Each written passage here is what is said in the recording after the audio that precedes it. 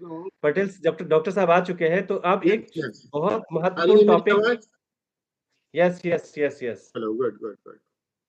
तो दोस्तों, सबसे पहले मैं ये बात बताऊं कि जो वर्किंग करना है इस साल में, तो डॉक्टर जयेश पटेल सर ने एक जवाबदारी उठाई है कंपनी की, जो मैं आप सभी को यहाँ बताना चाहूंगा। तो वो क्या जवाबदारी है? तो वो जवाबदारी है एज ए एजुकेशन हेड की। तो एजुकेशन सिस्टम काफी इंपॉर्टेंट रखता है। सर खुद भी डॉक्टर हैं, काफी अच्छा नॉलेज रखते हैं सर।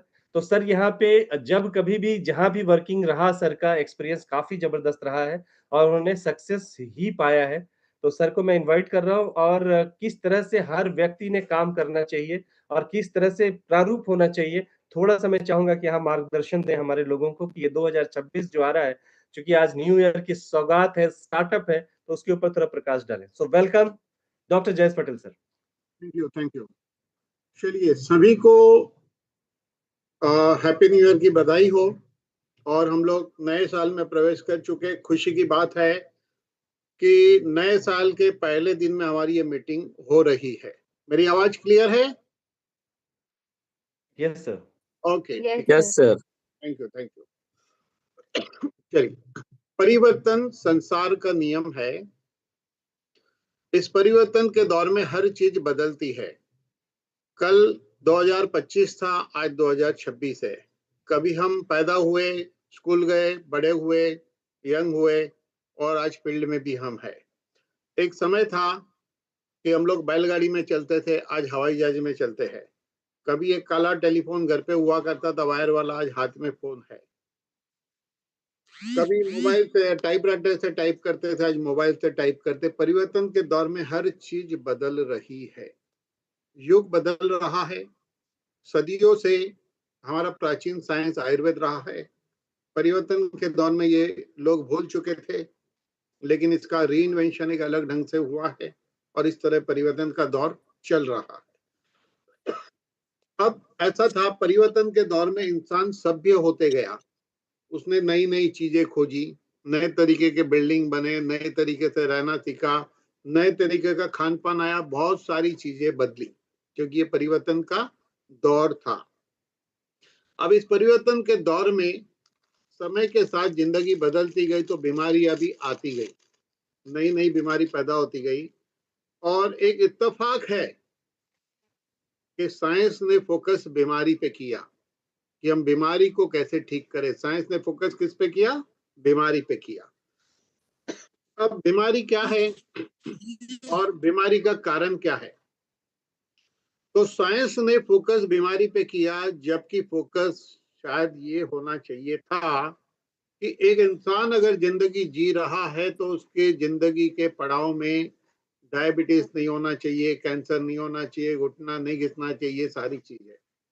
मान लो अगर किसी को डायबिटीज है तो डॉक्टर उसके ब्लड में बढ़े हुए शुगर को कम कर रहे। लेकिन अगर हम डायबिटीज के मूल कारण में जाए तो पेनक्रियास के सेल्स खराब होने से डायबिटीज हुई, यानी कि बीमारी का मूल कारण सेल्स है पेनक्रियास के। आर्थराइटिस अगर हुआ तो घुटने के सेल्स खराब हुआ खराब सेल्स, लेकिन इलाज के तौर पे पेन किलर, फिजियोथेरेपी नहीं रिप्लेसमेंट होता है। यानी कि हमारा शरीर बना है 60 ट्रिलियन सेल से। सारी बीमारी की जड़ हमारे सेल्स है। अगर हमारे सेल्स हेल्दी रहेंगे तो डेफिनेटली हम हेल्दी रह सकते हैं। मैं बात कर रहा था परिवर्तन की, कि लोग एक समय में रेडियो होना लग्जरी बात थी, साइकिल होना लग्जरी बात थी, बाइक होना लग्जरी बात थी, कार होना, बंगलो होना, हर चीज लग्जरी अब खत्म हो गई है। अब लग्जरी नाम की कोई चीज बची नहीं है। और परिवर्तन के दौर में नई लग्जरी चीज क्या है? इस परिवर्तन के दौर में लग्जरी का आज डेफिनेशन ये है कि अगर मैं स्वस्थ हूं, यही मेरी लग्जरी है। अगर मैं स्वस्थ हूं, यही मेरी संपत्ति है। तो स्वास्थ्य से बढ़कर कोई संपत्ति बची नहीं है। क्योंकि अब गरीब आदमी भी एक अच्छा मोबाइल यूज करता है, गरीब आदमी भी फ्लाइट में बैठ चुका है। अब बड़ी चीजें आसान हो चुकी है। तो आज की तारीख में लग्जरी सबसे बड़ी चीज है। जैसे कि मान लो कोई 1 करोड़ की गाड़ी है किसी की, जनरली देखा गया है कि जो करोड़ों की गाड़ी होती महंगी, वो खुद ड्राइव करते हैं लोग। जब ऐसी करोड़ 1.5 करोड़ की गाड़ी कोई चला रहा, और जब गाड़ी सिग्नल पे रुकती है तो गाड़ी के मालिक को, जो चला रहा है, उसको बड़ी तकलीफ होती है सिग्नल पे गाड़ी रुकने पे। क्योंकि जब वो देखता है कि सिग्नल पे एक भिखारी है, दुबला पतला है, मेंटेन बॉडी है, फटाफट चल सकता है, उठ सकता है, बैठ सकता है, दौड़ सकता है, घने बाल है, चेहरा नया नहीं है, फिर भी चेहरे पे रौनक है, तब उसे तकलीफ इसलिए होती है कि अंदर बैठा हुआ आदमी मोटा है, गंजा है, बीपी है, डायबिटीज है, कमर दर्द है, टेंशन है, दुनिया भर का बोझा लेके चल रहा है। तब वो क्या सोचता है? शरीर हो भिखारी जैसा और अमीरी हो मेरे जैसी, वो सोचता है। यानी कि अमीरी भी हो और हेल्थ भी हो, ये परफेक्ट कॉम्बिनेशन, इसको डबल लग्जरी कहेंगे। आज की तारीख में लग्जरी यानी हेल्थ, और पैसा है तो डबल लग्जरी। तो जीवन का मजा तब है कि जीवन में हमेशा पैसा होना चाहिए। हर आदमी चाहता है कि मैं कभी बीमार न गिरूं। हर आदमी चाहता है कि मैं लंबी उम्र जीना चाहता हूं, कभी बीमार न गिरूं, जल्दी बूढ़ा नहीं होना चाहता। ये हर इंसान की एक तमन्ना है। लेकिन ऐसी तमन्ना पूरी करने के लिए हमारे पास कोई जरिया चाहिए, साधन चाहिए। तो इस परिवर्तन के दौर में वैदिक स्क्योर आया है। वैदिक स्क्योर ये भी एक परिवर्तन का ही परिणाम है। वैदिक स्क्योर एक ऐसा परिणाम है कि मार्केट के अंदर जितने भी प्रोडक्ट चलते हैं, उस प्रोडक्ट से हट के जो प्रोडक्ट आया, ये परिवर्तन का ही रिजल्ट है। क्योंकि आज तक सभी ने सब कुछ बेचा है। कोई स्पिरुलिना बेचा, ओमेगा बेचा, सब बेच दिया। तो कहेंगे कि ओमेगा कोलेस्ट्रॉल पे काम करेगा, बीपी के करेगा, कोई लिवर टॉक्स कर रहा है, डिटॉक्स कर रहा है, कोई कुछ कर रहा है। लेकिन अगर बीमारी की जड़ में जाए तो हमने देखा कि कोई भी बीमारी होने के लिए जवाबदार सिर्फ सेल्स है। लेकिन सेल्स की खराबी के लिए एक्चुअली क्या जवाबदार है, ये समझना बहुत जरूरी है। तो सेल्स की खराबी के लिए जवाबदार है हमारे शरीर के अंदर का एसिड अल्कलाइन बैलेंस। ये जवाबदार है। तो सारे बीमारी की जड़ में जाएंगे, जड़ में जाएंगे, जड़ में जाएंगे, तो फाइनली मिलेगा आपको कि या एसिड बढ़ने से बीमारी हो रही है, या तो अल्कलाइन बढ़ने से बीमारी हो रही है। 85% डिसीज हमारे शरीर में होने की वजह है कि एसिड का बढ़ जाना, और 15% बीमारी है अल्कलाइन का बढ़ जाना। ईश्वर ने ऐसी रचना की है हमारे शरीर में कि हमारे शरीर का ब्लड अपना पीएच 7.4 मेंटेन करता है। ये 7.140 हो जाता है, 7.400 में बोल रहा हूँ, 7.140 हो जाता है तो पेशेंट कोमा में जाता है। मेडिकली उसे एसिडोसिस कहते हैं, और 7 पे डेथ होती है। इसी तरह जब 7.4 के ऊपर जाने लगता है और 8 पे पहुंच जाता है तो भी डेथ होती है। सारा खेल है बैलेंस का, संतुलन का खेल है। अगर इस संतुलन के खेल को खेलना है तो आपने अपने एसिड अल्कलाइन को बैलेंस में रखना होगा। तो इस परिवर्तन के दौर में ओनली एंड ओनली वैदिक स्क्योर के पास ही ऐसा प्रोडक्ट है कि जो एसिड को कंट्रोल करता है। ऐसा नहीं है, ये अल्कलाइन को भी कंट्रोल करता है। इसका काम है एसिड एंड अल्कलाइन दोनों को बैलेंस में लाना। ऐसा ये अल्कोकेट प्रोडक्ट है। मैं भी फिलहाल प्रोडक्ट ट्रेनिंग की बात नहीं कर रहा हूँ, प्रोडक्ट ट्रेनिंग एक डिफरेंट सब्जेक्ट है। तो ये जो एसिड अल्कलाइन को बैलेंस करने का प्रोडक्ट है। इसके बाद नेक्स्ट प्रोडक्ट है जैसे लाइपोप्रास जो है G1। अगर हम बात करें शरीर की, ईश्वर ने अलग अलग ऑर्गन दिए हुए हैं हमें। हमारे पास किडनी भी है, हार्ट भी है, लिवर भी है, ब्रेन है, बहुत कुछ है हमारे इस छोटे से शरीर के अंदर। लेकिन ईश्वर ने इस पृथ्वी पे उस सारे पुर्जे को ठीक रखने के लिए वो पेड़ पौधे भी उगा दिए हैं जिसकी खोज हो चुकी है। जैसा एग्जाम्पल के तौर पे काल मेघ जो है लीवर पे काम करता है, वो ब्रेन पे काम नहीं करेगा। अर्जुन जो है हार्ट पे काम करता है, वो किडनी पे काम नहीं करेगा। गोखरू जो है किडनी पे काम करता है, ब्रेन पे काम नहीं करेगा। तो इसी तरह अलग अलग जड़ी बूटी ऊपर वाले ने ऑलरेडी हमारे शरीर के लिए प्रकृति में दे रखी है, लेकिन वो सारी जड़ी बूटी का वैद्य लोग भी उपयोग कब करते हैं? जब कोई बीमार गिरेगा तब। डॉक्टर भी इलाज कब करते हैं? जब बीमार गिरेगे तब। लेकिन मैं कहता हूं आप ऐसे ही अल्कलाइन बैलेंस करो तो बीमार क्यों गिरोगे? और उसके अलावा हर पुर्जे को स्ट्रॉन्ग रखो अलग अलग जड़ी बूटी के जरिए, तो आपको हार्ट के लिए अलग से अर्जुन खाना पड़ेगा, लिवर के लिए कालमेघ खाना पड़ेगा।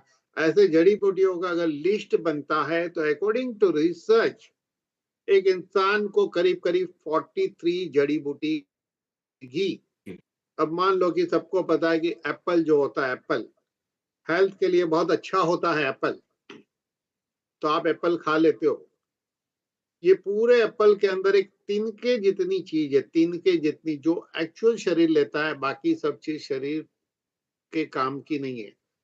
सेल्यूलर लेवल पे एक तिनके जितनी चीज ली जाती है, बाकी सब काम का नहीं है। तो आप समझ रहे हो एप्पल के अंदर हमारे शरीर में काम की चीज तिनके जैसी है। अगर अब हमें विटामिन सी चाहिए तो हमें दूसरा फ्रूट खाना पड़ेगा। ऐसे हमें जड़ी बूटी की बात करें ऑर्गन के हिसाब से तो 43 जड़ी बूटी हम खा नहीं सकते हैं। जिस तरह एप्पल का एक छोटा सा तत्व होता है, इसी तरह हर ये 43 मेडिसिन का छोटा सा तत्व जिसको माइक्रो क्लस्टरिंग मेथड से डिराइव किया गया है, और उसको डिराइव करके एक जो है प्राश के रूप में बनाया गया, एक चाटन के रूप में उसको बनाया गया है, ताकि उसको लेने से एक्चुअली जैसे एक एप्पल आप खाते हो तो उसके बदले एप्पल के तिनके जितना जो चीज है वो डायरेक्ट आपके टंग पे गया समझो। इसी तरह वो सारी 43 जड़ी बूटी नहीं, उसके अंदर का मेन जो तत्व है जो आपको चाहिए वही तत्व उसके अंदर है। जैसे ही आप 5 ग्राम मुंह में रखते हो तो ये 5 ग्राम नहीं है। हम इसको कहेंगे कि आप 500 mg की एक गोली, कुछ कुछ प्रोडक्ट 1 mg भी लेना पड़ेगा। 1 mg का मतलब 1 ग्राम होता है। तो 43 ग्राम पकड़ के चलिए जड़ी बूटी, 43 ग्राम जड़ी बूटी यानी एक डोज बोल सकते हैं हम। अब वो 43 ग्राम आप खा नहीं पाओगे क्योंकि सबका टेस्ट बड़ा खतरनाक होता है। तो यहाँ पर माइक्रो क्लस्टरिंग से सारी चीज को एक जगह लाया गया है। तो ये दो प्रोडक्ट हर इंसान की जरूरत है हेल्दी रहने के लिए, लेकिन इसके अलावा कि काफी प्रोडक्ट ऐसे हैं जो डायरेक्टली थायराइड पे काम करते हैं। थायराइड पे काम करते यानी थायराइड की दवा हो गई, यानी कि ये एफडीए अप्रूव है। एफडीए का मतलब ये होता है कि बीमारी पे काम कर रहा है। तो इस तरह पाइल्स के लिए, कोलेस्ट्रॉल के लिए, डायबिटीज के लिए, अलग अलग चीजों के लिए प्रोडक्ट है। तो मैं कहना ये चाहता हूँ कि परिवर्तन के दौर में हर चीज बदल रही है, तो परिवर्तन के दौर में प्रोडक्ट भी बदल गए, इसलिए एक यूनिक कंपनी आई है वैदिक सिक्योर। तो आज की तारीख में मामला होने की ओमेगा दे दो, मामला है कि एसिड अल्कलाइन बैलेंस करो, सारे ऑर्गन को उसका माइक्रो क्लस्टरिंग मॉलिक्यूल दे दो। यही टॉप सीक्रेट है हेल्थी रहने की और बीमारी में से वापिस लौटने की। तो इस तरह यूनिक कंसेप्ट है। तो परिवर्तन के दौर में हमारे हाथ में यूनिक कंसेप्ट लगा है। अगर बात करें और परिवर्तन की कि प्लान की बात करें तो यहाँ पे प्लान नहीं, एक प्रोजेक्ट है। अभी तक सारी कंपनी प्लान लाई थी, तो परिवर्तन के दौर में प्लान में भी परिवर्तन आ गया। मैं इस प्लान को कहता हूं सब बनेगा करोड़पति। इस प्लान का नाम है सब बनेगा करोड़पति, क्योंकि इस प्लान के अंदर किसी के साथ भेदभाव नहीं किया गया। आप धीरे चलो तो भी पहुंचोगे, तेज चलो तो भी पहुंचोगे। तो अगर स्लो चलने से भी पहुंचा जा सकता है और तेज चलने से भी पहुंचा जा सकता है, इच्छा अगर पहुंचने की है तो फिर तेज ही चलना चाहिए। परिवर्तन के दौर में बैलगाड़ी में चलोगे तो नहीं चलेगा। आपका काम बैलगाड़ी जैसा नहीं होना चाहिए, आपका काम बुलेट की जैसा होना चाहिए। अब बुलेट की जैसे काम आप कैसे कर पाएंगे? तो काम करने के कुछ तौर तरीके हमें पता होना चाहिए। ये इंडस्ट्री के अपने तौर तरीके। अगर एक आदमी अकाउंटेंट है तो उसको अकाउंटिंग का नॉलेज है। एक आदमी बिजनेसमैन है तो बिजनेस का नॉलेज है, दुकानदार है तो दुकानदारी का नॉलेज है। इस तरह हर आदमी का अलग अलग नॉलेज है। तो इस इंडस्ट्री में जो आते हैं, कोई अकाउंटेंट आता है, कोई रिक्शा वाला आता है, कोई सीए आता है, कोई इंजीनियर आता है, ऐसे सभी लोग आते हैं। बस यही एक समस्या है, यही सबसे बड़ी समस्या है। क्यों? क्योंकि ये परिवर्तन के दौर में नहीं है, ये अपने तौर तरीके से इसको करते हैं। दुकान वाला अपने तौर तरीके से इस वैदिक्स के काम को करेगा, तो ये अपने दिमाग से करेगा, कोई अपने दिमाग से करेगा। लेकिन हम कहते हैं भाई ये सारा दिमाग साइड में रखो, वैदिक क्योर दिमाग से करना पड़ेगा कि वैदिक क्योर को किस तरह डेवलप किया जा सकता है। वो एक प्रोसेस है जो आपको सिखाई जाएगी, उसी प्रोसेस से करने से आप चल सकते हैं। नहीं कि आप सीए तो आपका सीए वाला दिमाग आपको घर पे रखना पड़ेगा। वहां के तौर तरीके सिस्टम अलग है, यहाँ के तौर तरीके सिस्टम अलग है, हर काम के अपने तौर तरीके होते हैं। यहाँ तक कि एक सीए बन के भी निकलता है या एक डॉक्टर बन के भी निकलता है, उसको कुछ नहीं आता है। डॉक्टर को भी जब 6-8 महीना साल भर हॉस्पिटल में काम करना पड़ता है। किसी आदमी को जब कंपनी अपॉइंट करती है ना जॉब पे, तो उसको नहीं बोल देती है तुम्हारा टेबल है यहाँ बैठ जाओ काम करो, नहीं, उसको बताया जाता है तुम्हारा ये टाइमिंग है, इस टाइम से इस टाइम पे आना है, इस टेबल पे बैठना है, और यहाँ बैठने के बाद तुमको काम क्या करना है ये सीनियर लोग आपको सिखाएंगे, सीखना पड़ता है। जब एक इंजीनियर को भी एक कंपनी में जाके उसके तौर तरीके सीखने पड़ते हैं, तो यहाँ तो एक इंजीनियर आया है जिसको इंजीनियरिंग का नॉलेज का काम ही नहीं है, लेकिन यहाँ की सिस्टम सीखनी पड़ेगी। तो अब ये सिस्टम सीखनी तो पड़ेगी, लेकिन मैं थोड़ी सी आपको आइडिया देना चाहता हूँ कि काम करने के लिए हमने देखा है कि कुछ लोग अपने मोहल्ले में ही काम करते, पता चला 6 महीने तक अपने इलाके से ही बाहर नहीं गए। जैसे जैसे कोई पिंपरी में रह रहा है तो वो स्वारगेट तक नहीं जाएगा, पिंपरी में रहेगा। जो हड़पसर रह रहा है वो बोलता मैं उधर भाई सतारा तक नहीं जाता। फिर कोई बोलेगा मैं महाराष्ट्र में पैदा हूँ यूपी नहीं जाता, कोई बोलेगा यूपी पैदा हूँ महाराष्ट्र में कैसे जाऊं। ये एक बैरियर डाल के लोग घूम रहे। सबसे पहली बात, ये हमारा काम वैसा नहीं है जैसा आप समझते। सबसे पहले आप नियर डियर पहले अगल बगल में रहने वाले को जोड़ो, लेकिन सबसे पहले आपको 50 किलोमीटर के दायरे में काम शुरू करना चाहिए। तो 50 किलोमीटर के दायरे में आप काम शुरू करो, सुबह से निकल के कहाँ जा सकते चाहिए। काम जब थोड़ा बढ़ता है तो 100 किलोमीटर, 200 किलोमीटर, 1000 किलोमीटर, धीरे धीरे इसको बढ़ाओ। तो आपको अपने घर से लेके एक स्ट्रेट लाइन पकड़नी चाहिए। जैसे मैं एक बात करूं, मुंबई से अहमदाबाद सीधा लाइन है, बीच में कुछ नहीं आता। तो जैसे इस रूट पे बड़ा तेजी से काम हो रहा है, अभी इसी रूट पे फील्डिंग हो रही, इसी रूट पे काम हो रहा है। इस रूट पे काम करते करते क्या होगा, इस रूट पे काम करते करते गुजरात महाराष्ट्र में फैल जाएगा। उसके बाद जब दिल्ली पंजाब अम्बाला का रूट पकड़ा जाएगा तो वहां पे फैल जाएगा। इसी तरह इसको इंडिया के अंदर टोटल 29 स्टेट है। कोई बोलता है फॉरेन में कंपनी कब लॉन्च होगी। अरे भाई, महाराष्ट्र में लॉन्च हो गई। महाराष्ट्र अपने आप में कंट्री है और महाराष्ट्र के अंदर कई कंट्रियां है। तो इंडिया में 29 बड़ी कंट्री है, और ऐसे कंट्रियों को इकट्ठा कर लो ना तो पूरे दुनिया में 3 ही कंट्री बड़ी है। एक अमेरिका, दूसरा चाइना और बाकी इंडिया, और दुनिया में 220 कंट्री है। तो सोचो कि एक इंडिया में कितनी कंट्री आ सकती है, एक अमेरिका में कितनी कंट्री आ सकती है, एक चाइना में कितनी कंट्री आ सकती है। इंडिया अपने आप में एक कंट्री है।